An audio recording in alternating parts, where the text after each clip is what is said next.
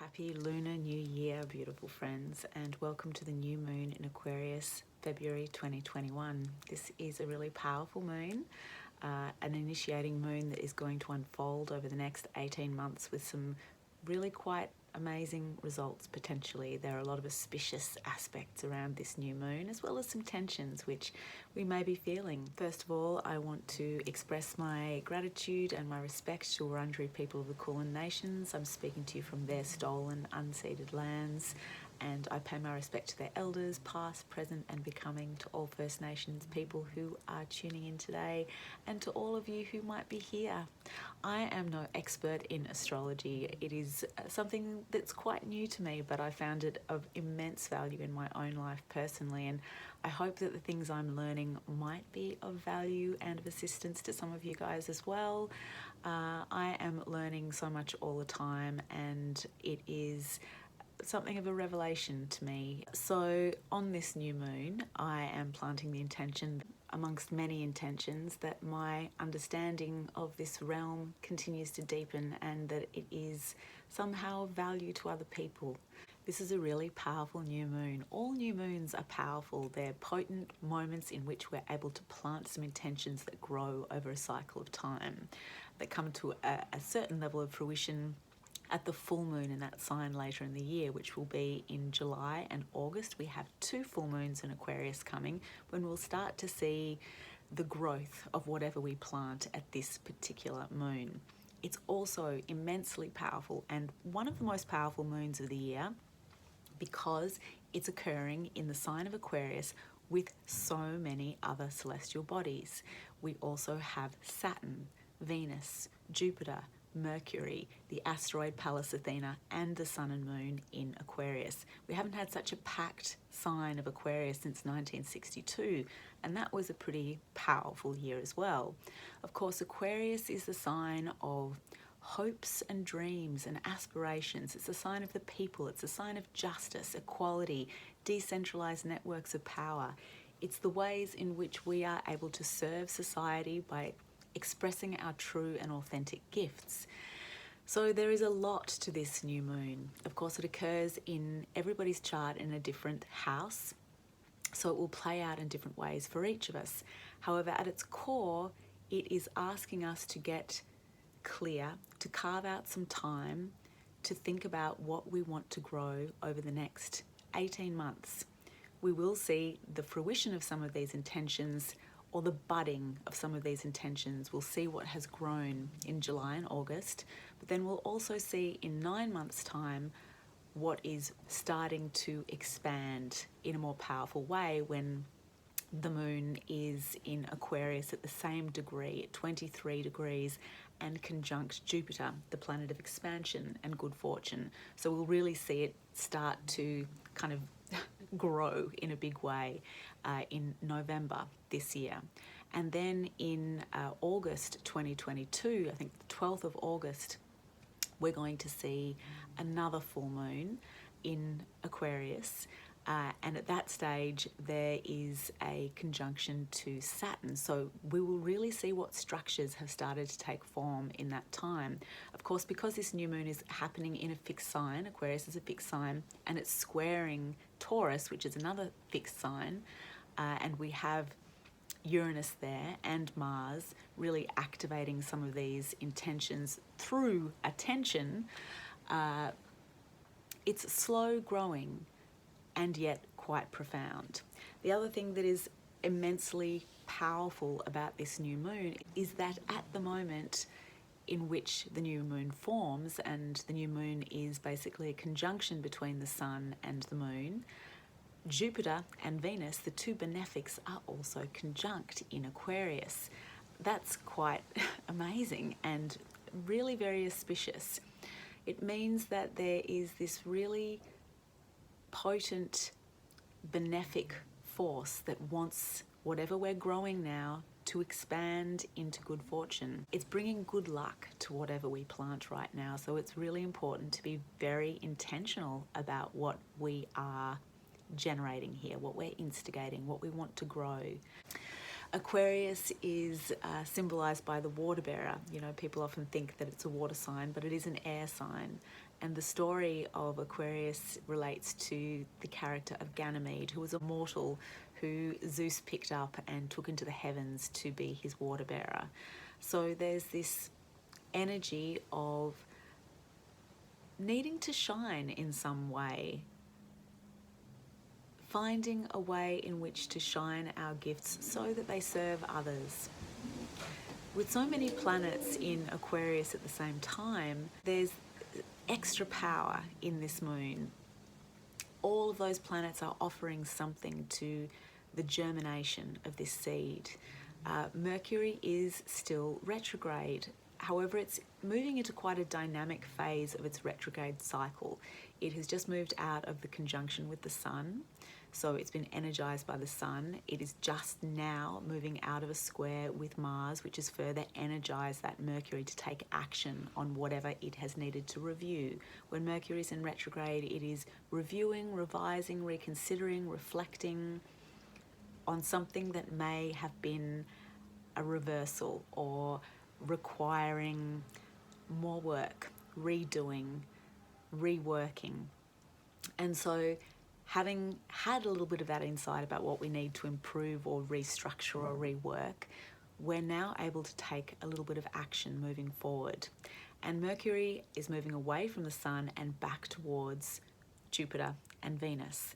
And the day after the new moon, Saturday the 13th, here in Australia, Australian Eastern Daylight Time, Mercury will be conjunct Venus on Saturday, which again is bringing the messages and the ideas and the information that Mercury has gathered from its insight with the Sun and from its activation by square to Mars.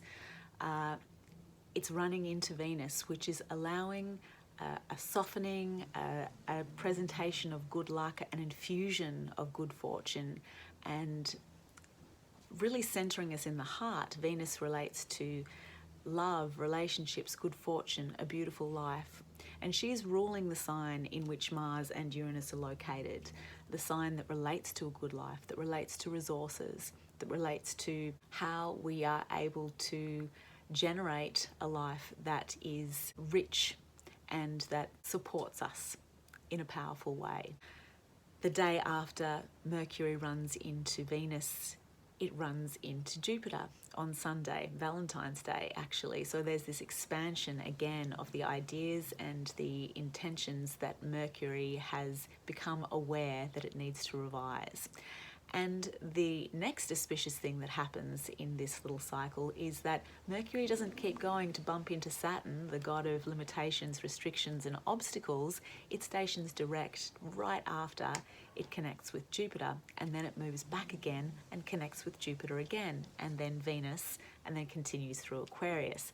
So there is this really benevolent and expansive and fortunate encounter with Mercury's work in Aquarius that is really powerfully impregnated in this new moon.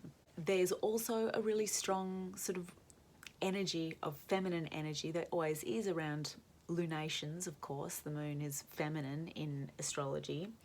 But there are also 3 warrior goddess asteroids who are quite powerfully at play in this dynamic as well. Each of them are in these pivotal signs of Aquarius, Taurus, and Aries. Mars rules Aries, so Mars is not in Aries. Chiron is still in Aries, and Chiron is sextiling Saturn at this new moon too, which means that the work that we are doing in planting these seeds, in revising, redoing, reworking, thinking about how we can best serve our societies and be true to ourselves, the hard work that Saturn requires of us, and all those planets in Aquarius are answering to Saturn, including Mars is answering to Saturn because he answers to Venus, and Venus is answering to Saturn. So the work that we're doing now has the potential to be very healing. The warrior goddesses are Pallas Athena, who was the goddess who emerged from the head of Zeus. She was a strategist, she was the goddess of wisdom, she is a very high-minded, clear-thinking, powerful goddess. and she is at 21 degrees of Aquarius, very close to the new moon. So there is this opportunity for us to more powerfully strategize in terms of what we're trying to achieve now, what our aims are in terms of the intentions that we are setting in motion, what we're wanting to grow over the next 18 months. We also have Eris, who is at 23 degrees of Aries, and she is the sister of Mars and the goddess of discord. And we have Black Moon Lilith, who is at 12 degrees of Taurus. Black Moon Lilith and Eris are both representing that part of the psyche, or aspects of the psyche, that are alienated, marginalized, that are outsiders.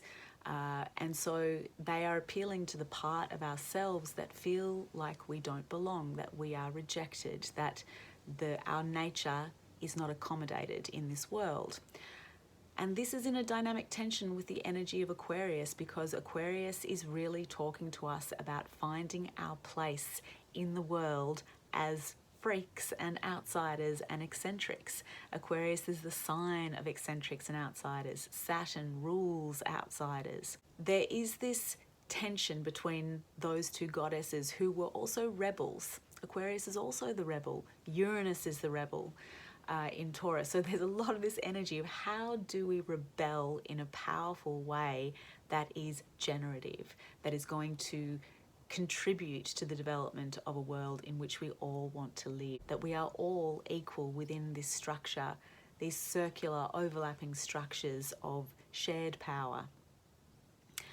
That's really what Eris and Black Moon Lilith are all about. They want equality, they want to be recognized, they want to be acknowledged for who they are and to be able to play a part in the bigger picture. So there are some tensions with this new moon as well. With Mercury still retrograde, it may be quite challenging really getting clear about our intentions. There's still some confusion. There's still things that need to come to light now.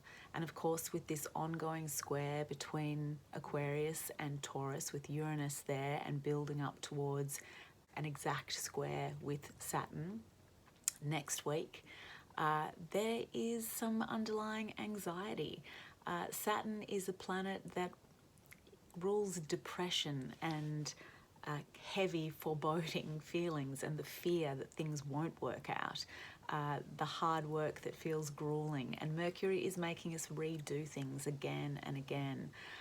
The breakdowns are really kind of illuminating where the work needs to be done. So there are tensions. There are points in which we may feel that we're losing a little bit of hope.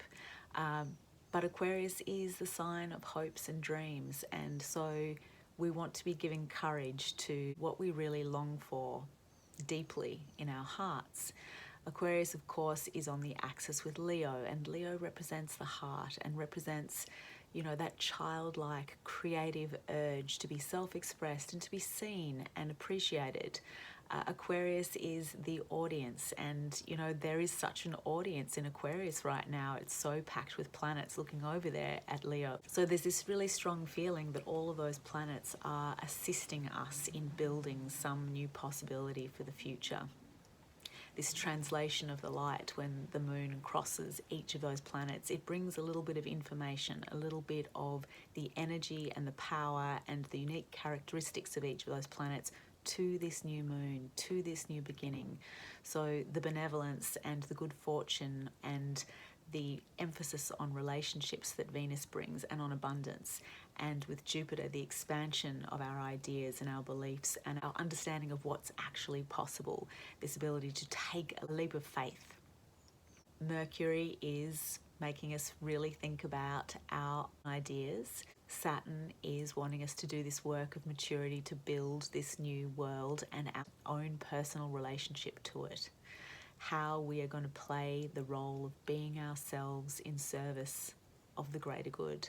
This new moon is also marking the beginning of the Chinese Lunar New Year, which starts the year of the metal ox. And this is a sign which is very closely related to the dynamics that are expressed in the astrology as well. The ox is like Taurus, the bull. and it is dependable, slow-moving service to the well-being and the abundance of the human world. The ox ploughs the fields in which the seeds are going to be sown, and it represents prosperity and abundance and hard work, discipline, dependability. It's honest, highly intelligent. With so many planets in Aquarius answering to Saturn, there is this emphasis on the hard work that we need to do to create this realm of abundance that is going to serve humanity. With so many planets in Aquarius, this time can feel quite overwhelming. Also, as we're preparing for this major exact square between Saturn and Uranus, this push and pull between the old way. Saturn in Capricorn was really about the status quo and about the structures of power that are so old that we can't remember anything different. But in Aquarius, it's pushing forward towards a new possibility, towards a new structure in society that is really decentralized, that allows each of us to become a node in the connections of power that rely on the unique abilities and gifts that each of us have to bring to the world. And yet the process of achieving that is not easy or quick. Aquarius is a fixed sign. Uranus is in Taurus, a fixed sign. Uranus wants this radical change, but it is really kind of pushing up against the obstacles of Earth, the bounds of reality. And yet there's this electrical underlying anxiety that Uranus brings, and which is also present in Aquarius. As much as possible around this new moon beginning, the need to ground ourselves may be really felt, and to find ways to center our energy bodies, to trust that the processes that are unfolding are really directing us towards what is most important to us. Carve out some time for yourselves to really think through with your heart and with an expanded sense of what is possible, what you would like to create, what you want to build and grow and nourish over the next 18 months. We have a lot of assistance actually to do this. It feels a little bit confusing and a little bit frightening at the moment. Those possibilities are not entirely clear, but the astrology certainly indicates that we're going to have an enormous amount of support over the next 6 months, 9 months, 18 months to grow the intentions that we specifically plant at this particular new moon. So what is it that you want to grow and expand? Where do you want to see the flowering and the fruiting of your gifts, your relationship to your community, to your friendships, to your networks, to your resources? This will be playing out in different houses for everyone. That will look a little bit different for everybody, but these are the overall themes of Aquarius and Taurus. Our resources, our self-worth, what we value in life, and how we can innovate and change and take action in those areas of value and resources and self-worth. And then how we can really populate the potential of Aquarius, how we can be idiosyncratically ourselves in such a way that there is a liberation that occurs. There's hard work involved. The hard work may just be in trusting, expressing who we really are. We may be experiencing grave doubts about our abilities, about our potential to achieve our dreams and desires, about what we actually have to offer, and yet there's this courage required to intend towards them anyway. Because what have we got to lose? There is this sense of wild adventure in Aquarius, of taking a risk to be true to ourselves and to really intend towards a world that is much better than the one that we're currently living in. And that seems far-fetched. And yet it is possible, and we are already seeing so many major shifts and changes taking place in the short period of time that Aquarius has been activated by that Saturn-Jupiter conjunction in December. And it is intensifying and really gathering momentum as we move forward, and it will continue to do so. But we will be coming up against obstacles. With all of these warrior goddess energies who represent the need for justice, for inclusion, the grief and sorrow of rejection, of not belonging, Aquarius promises us this possibility of finding belonging within a group of diverse others. We may feel challenged, we may feel impatient about moving forward. Uranus is also adding to that impatience.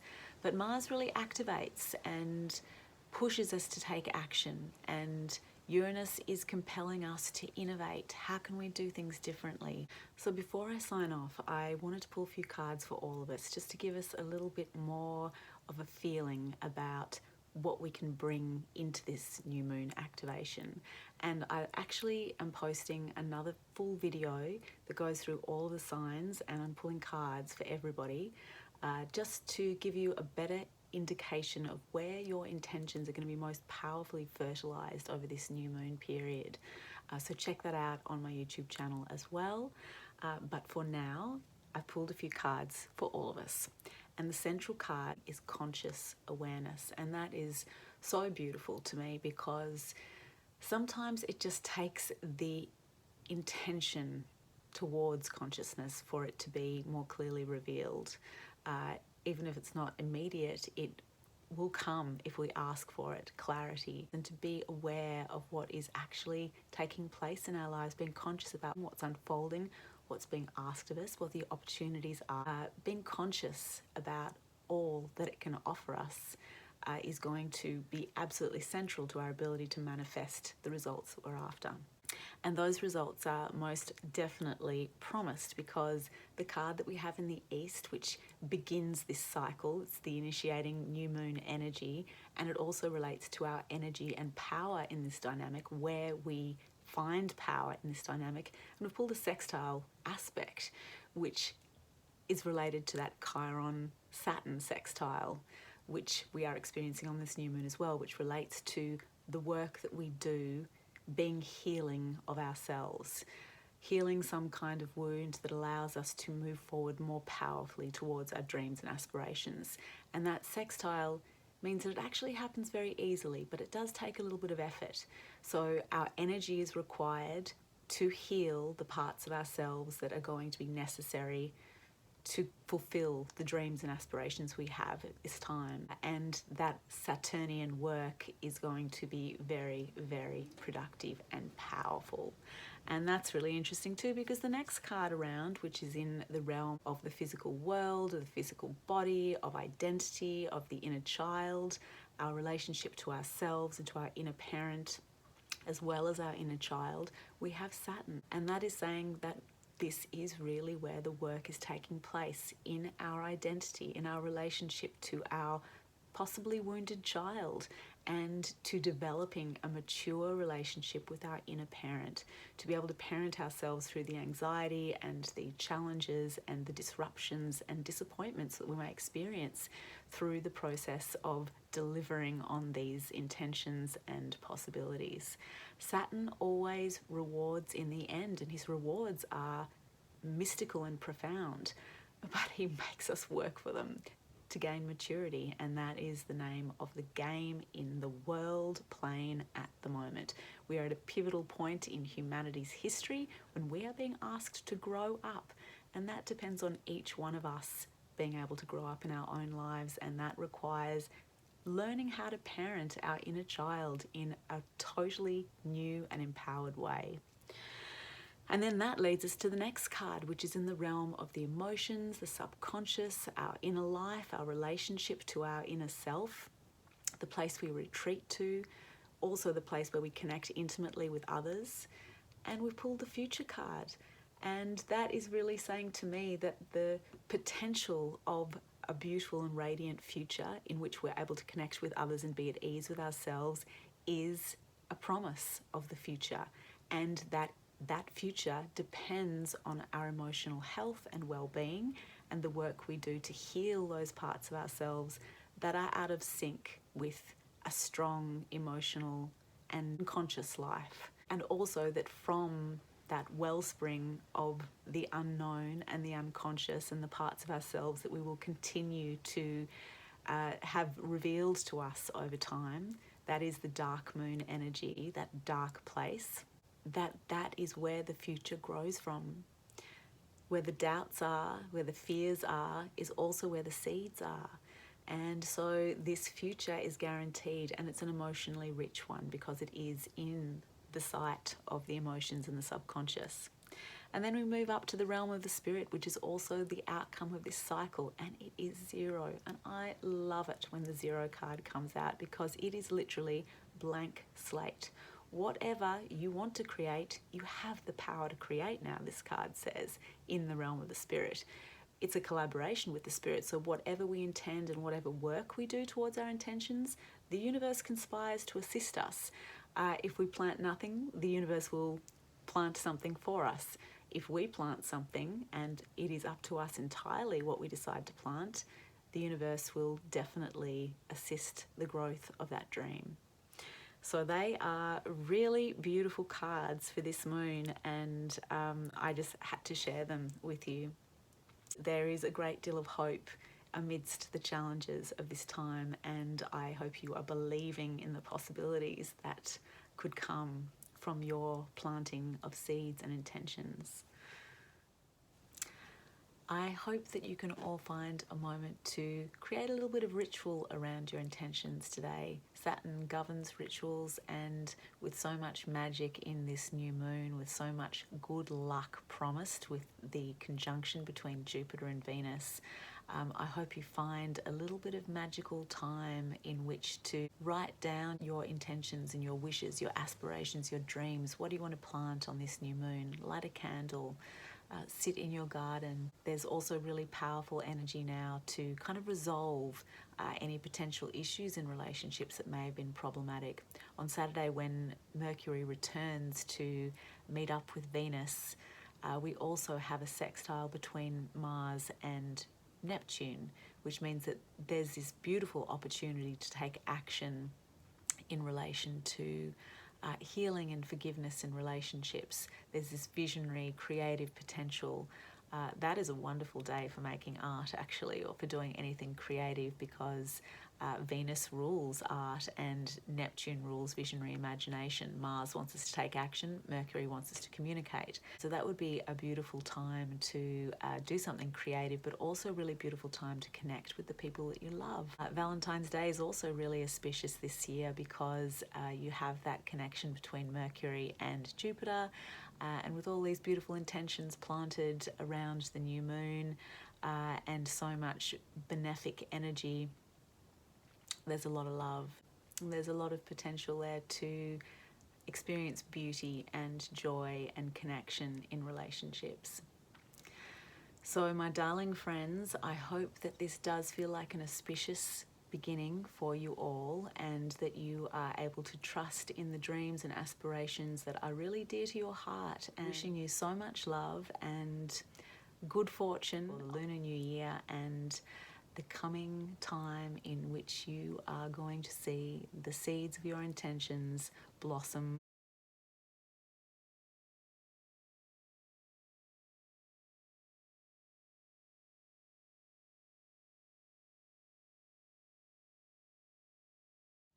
Much love, beautiful friends.